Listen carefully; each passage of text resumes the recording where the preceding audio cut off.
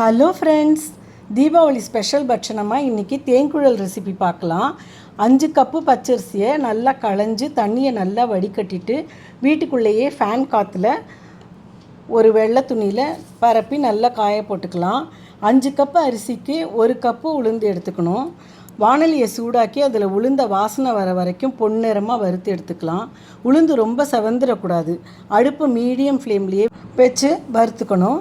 இப்போது காய வச்சோமே அரிசி, அதில் கொஞ்சம் கூட ஈரப்பதமே இல்லாமல் இருக்கான்னு பார்த்துக்கணும். கொஞ்சம் நமுப்பாக இருக்கிற மாதிரி தோணித்துன்னா அடுப்பில் ஒரு வானலியை சூடாக்கி அதில் அரிசியை போட்டு ஜஸ்ட்டு ஈரப்பதம் போகிற அளவுக்கு, அரிசி பொரியிற அளவுக்கெல்லாம் வறுத்துடக்கூடாது, ஜஸ்ட்டு ஈரப்பதம் போகிற அளவுக்கு வறுத்து எடுத்துக்கணும். இப்போது அரிசியையும் உளுந்தையும் சேர்த்து போட்டு மாவு மிஷினில் கொடுத்து அரைச்சிக்கணும்.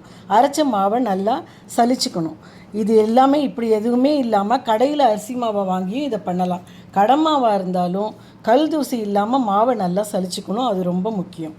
இப்போது சலித்த மாவில் பாதி அளவு மட்டும்தான் எடுத்து இன்றைக்கி யூஸ் பண்ண போகிறேன்னா.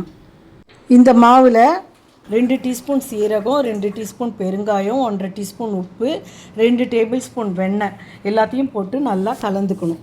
கலந்துன்றதும் கொஞ்சம் கொஞ்சமாக தண்ணி சேர்த்து மாவை சப்பாத்தி மாவு பதத்துக்கு பிசைஞ்சிக்கணும். இப்போ 3 கண் இருக்கிற தேங்குழல் அச்சில் உள்பக்கம் நல்லா எண்ணெயை தடவிட்டு பிசைஞ்ச மாவை உருண்டைகளாக்கி அதில் போட்டுக்கணும். ஒரு பாலித்தீன் ஷீட்டில் சின்ன சின்னதாக தேங்குழலை பிழிஞ்சுட்டு வானலியில் நல்லா எண்ணெயை சூடானதும் போட்டு ஒரு பக்கம் வெந்ததும் அடுத்த பக்கம் திருப்பி விட்டு எண்ணெயில் அந்த பபிள்ஸ்லாம் இல்லாமல் நல்ல ஓசையும் அடங்கினதுக்கப்புறமா எடுத்துடலாம். நல்ல கிறிஸ்பியாக சரியான பதத்தில் தேங்குழல் வந்திருக்குங்கிறதுக்கு அடையாளம் இந்த மாதிரி உடச்சி பார்க்கறச்சே உள்பக்கம் குழல் போல் ரவுண்டாக இருக்கும். சுவையான தேங்குழல் ரெடி. லாஸ்ட் இயர் என்னோட இந்த சேனலில் கடலைப்பருப்பு, பயத்தம்பருப்பு, உளுத்தம்பருப்பு 3 சேர்ந்து செய்கிற முப்பருப்பு தேங்குழல் ரெசிபி போட்டிருந்தேன். இப்போது அதோட லிங்க்கும் இந்த டிஸ்கிரிப்ஷன் பாக்ஸில் கொடுத்துருக்கேன், பாருங்கள். Bye friends, happy Deepavali.